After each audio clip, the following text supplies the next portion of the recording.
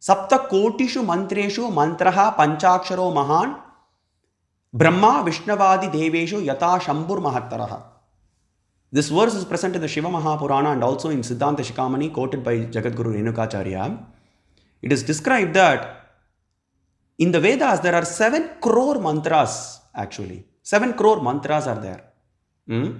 In that 7 crore mantras, the foremost of all is Namah Shivaya. Namah Shivaya. Panchakshara. Pancha Akshara. 5 aksharas are there. Namah Shivaya. Namah Shivaya is the exalted mantra of all the mantras. Just like the Namah Shivaya, Panchakshara mantra is the exalted mantra of all the mantras within the Vedas. Mahadeva is the greatest of all deities. Even Brahma and Vishnu cannot equal him. Mahadeva is the supreme reality. Mahadeva is the supreme God.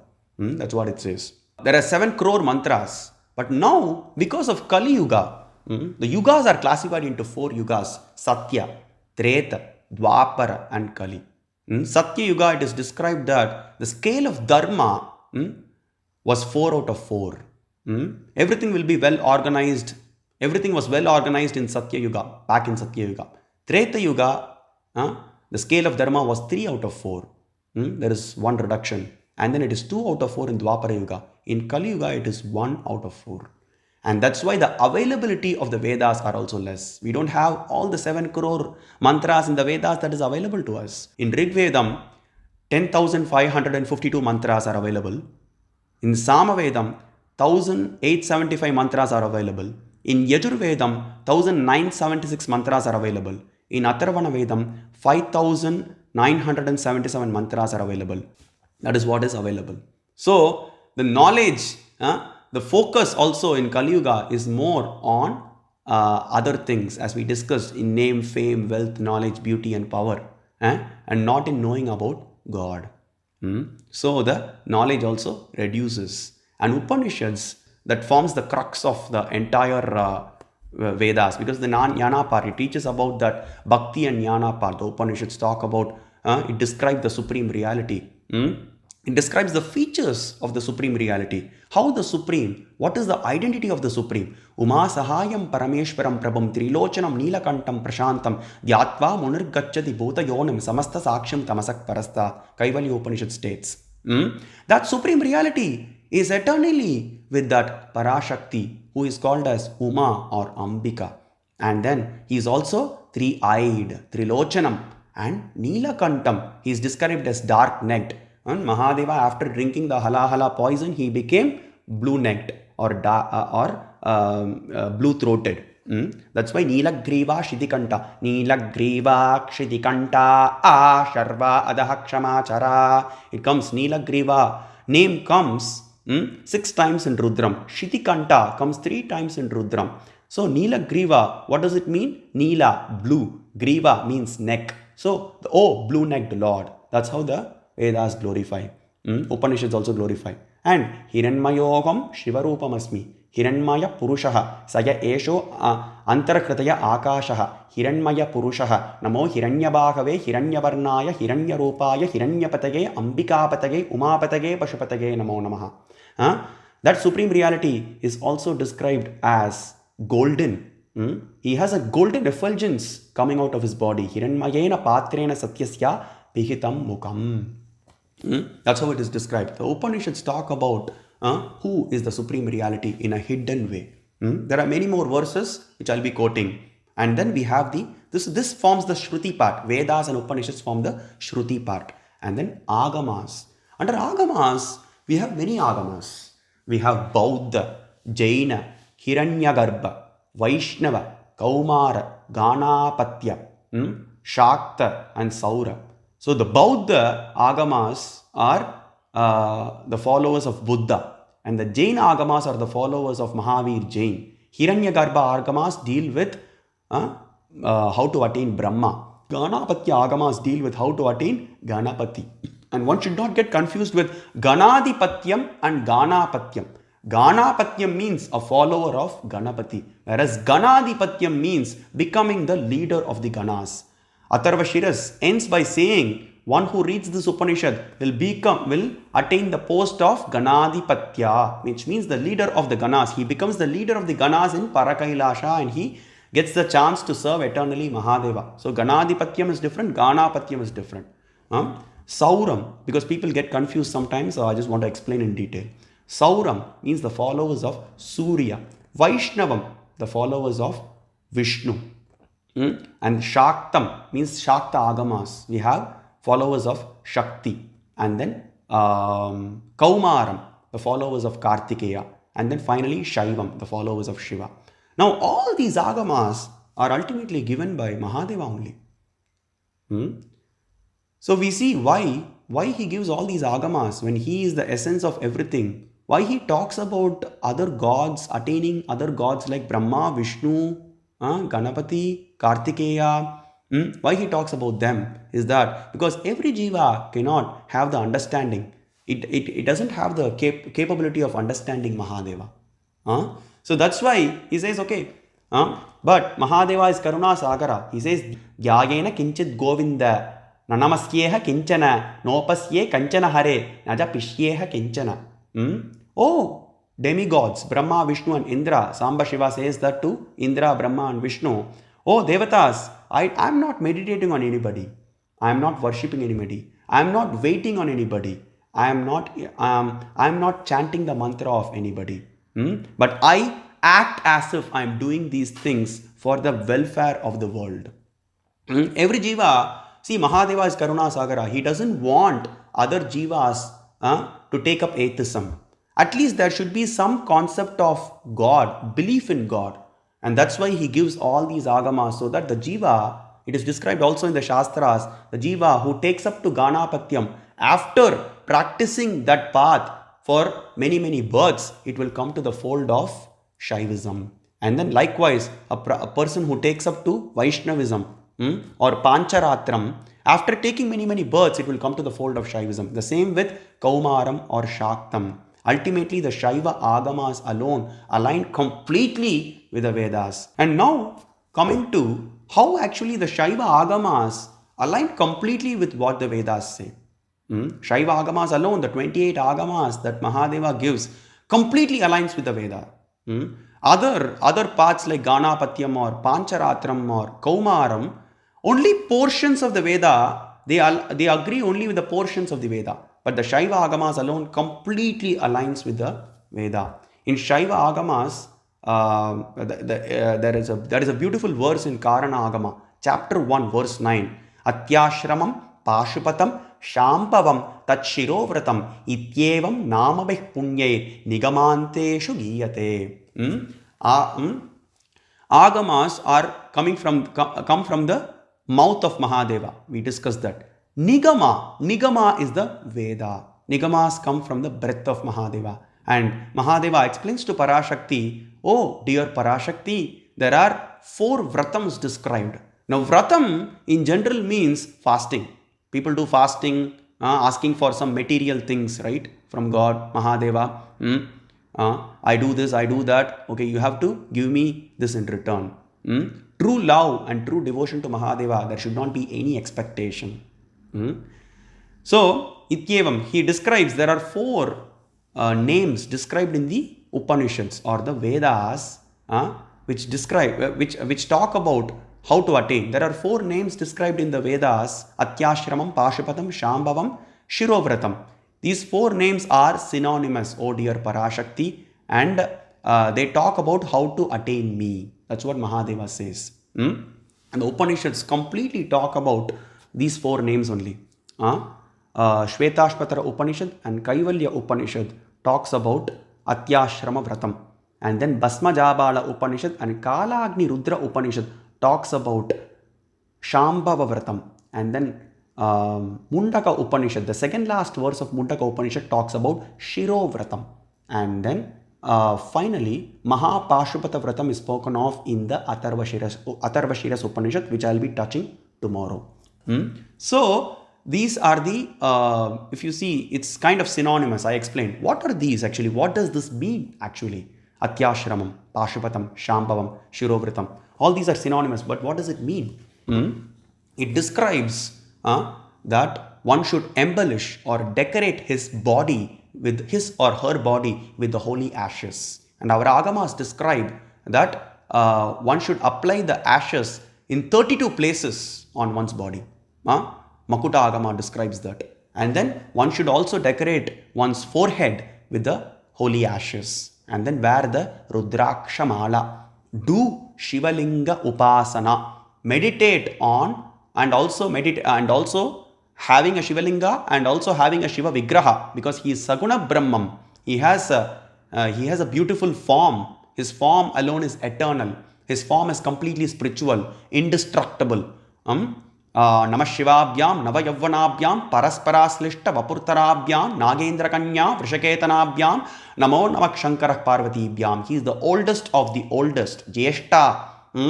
But generally in this material world, whenever we look at a person who is actually old, his like eyes and face and hands are completely shrunk, But Mahadeva, he is the oldest of the oldest.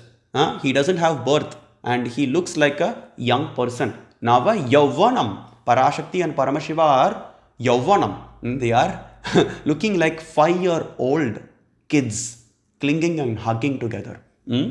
So having a Shiva Vigraha and doing Abhishekam, having a Parashakti and Paramashiva Vigraha and doing Abhishekam, and also doing a Shivalinga Upasana.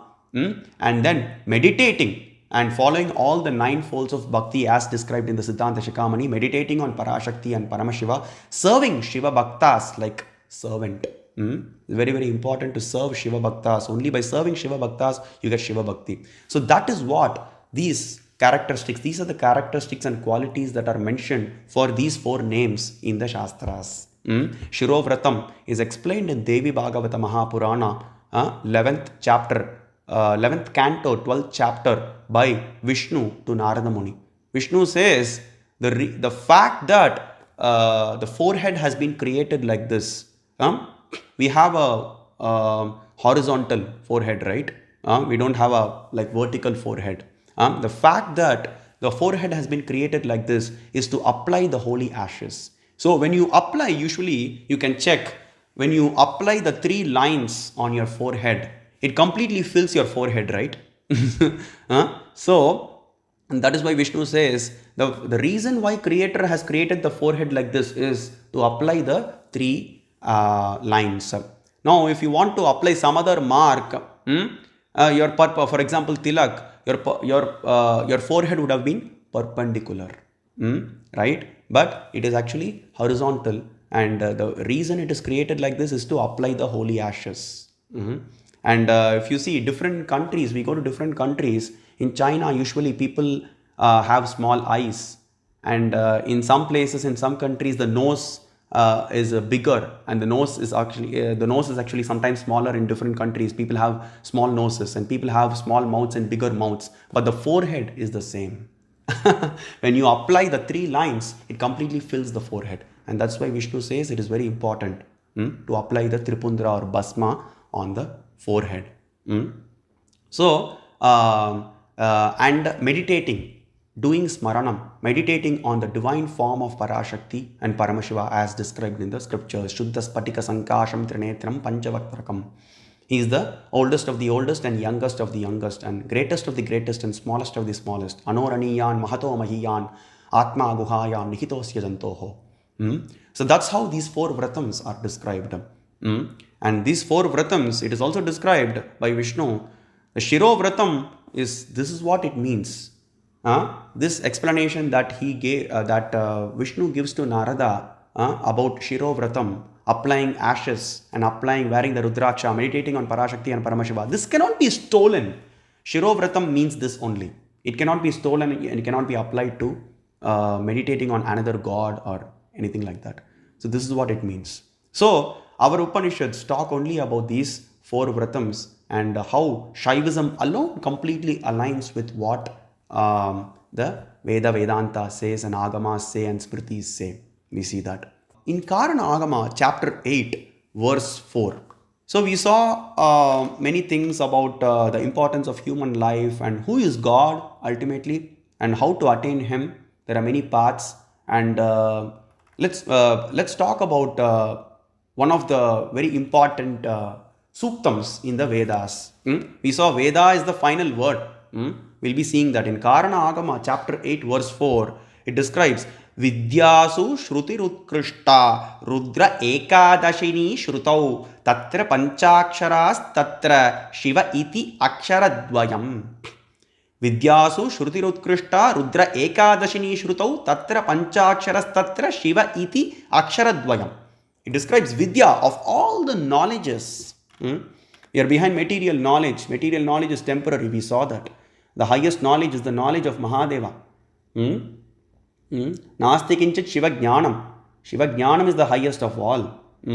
And of all the knowledges, it describes the Shruti is the best. That is, the Vedas and Upanishads are the highest of all, are the highest of the among the studies. And then Rudra Ekadashini Shrutau. And in the Vedas, we have the Rudram, which is in the center, Madhyama of all the Vedas. And I was saying, one might wonder, there are 7 crore mantras, and we have only 20,000 mantras available. So even if we engage in reading all the 20,000 mantras, we will not reach that benefit of reading the 7 crore mantras. Those mantras are not available to us in this Kali Yuga. One might wonder like that. But there is a beautiful verse in Skanda Purana where Parashakti and Paramashiva shares to Parashakti that, but just by reciting the Rudram, which is at the center of the Vedas, one gets the benefit of chanting all the 7 crore mantras. If you want to play something that is valuable, if you have a very costly gem and value, which is very valuable, and you will place it in a very secret place, right? Likewise, that Panchakshara mantra, that Rudram, is in the heart of the Vedas, is in the Madhyama of the Vedas. And I have described that. I have given a 3-minute video in my channel. One who wants to refer that can refer that. It is our Vedas like Rig, Yajur, Sama, Atharvana. In Yajur we have 2, Krishna Yajurvedam and Shukla Yajurvedam. So the one that comes in the middle is Krishna Yajurvedam. So it's like Rig Vedam, Shukla Yajurvedam, Krishna Yajurvedam, Sama Vedam and Atharvana Vedam. The one that comes in the middle is Krishna Yajurvedam. Within that Krishna Yajurvedam is the Rudram, which is the heart. Taittiriya Samhita, and within the Taittiriya Samhita is Rudram, which is the heart of the Vedas. So that's why Rudra Ekadashini Shrutau. Tatra Panchaksharas Tatra. It describes, it doesn't stop there. But within that Rudram, the most exalted is the Panchakshara mantra. Within the Rudram, the center of the Rudram is Nama Shivaya, the Maha mantra, which liberates you from all the sins that you have done for crores and crores of births, and also you become fit for attaining the feet of Mahadeva, which is actually liberation. And the 2 letters Shiva is the center of the Panchakshara mantra. Namah Shivaya. Shiva is the center of that Panchakshara mantra. So just by chanting Shiva Shiva, Mahadeva is ready to give the post of Indra, Brahma and Vishnu. Shiva Shiva Yangila Devamamava. Tirumular says in Tirumandiram, one can even attain the post of Indra, Brahma and Vishnu by chanting Shiva Shiva. But a true Shiva Bhakta is not interested in attaining the post of any Devata, because those are all ephemeral. We see that Brahmatvam, Keshavatvam, Shakratvam, Upamanyu Maharshi says, my Mahadeva, he can give the post of Indra, Brahma and Vishnu, but I am not interested in that. He says that in Anushasana Parvam, 18th chapter, 64th verse. And in Varaha Puranam, 213th chapter, 52nd verse, Nandi says, Mahadeva comes and appears in front of Nandi. Oh Nandi, whatever you want you can ask. Brahmatvam, Lokapalatvam, Shakratvam. Do you want women? Or do you want Aishwarya? Do you want Ashtasiddhi? Do you want to become a king on the earth? Do you want to become Indra? Do you want to become Brahma? Do you want to become Vishnu? He will give all these things. And also he will ask, give the chance of, okay, do you want liberation also? Apavargaha. And Nandishvara says, I don't want any of these things. He doesn't ask for liberation also. He's not interested in liberation also.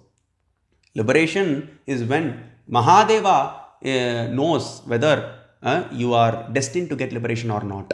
So it is not, we Jiva should not ask. We should ask only for unflinching devotion to Mahadeva. And Nandi says, I don't want anything else, Mahadeva. I don't want these things. These things are temporary. What am I going to do by becoming Indra, Brahma and Vishnu? Again, I will have to go into the repeated cycles. Again, I have to be born in that 84 lakh, 8.4 million species again. So I am not interested. So I just need unflinching devotion to your feet. Give me that boon, he says. Give me that boon where I'll worship only you and not anyone else. Shiva Ekodhyayaha, the greatest example of Shiva Ekodhyayaha is Nandishvara and Upamanyu Maharshi.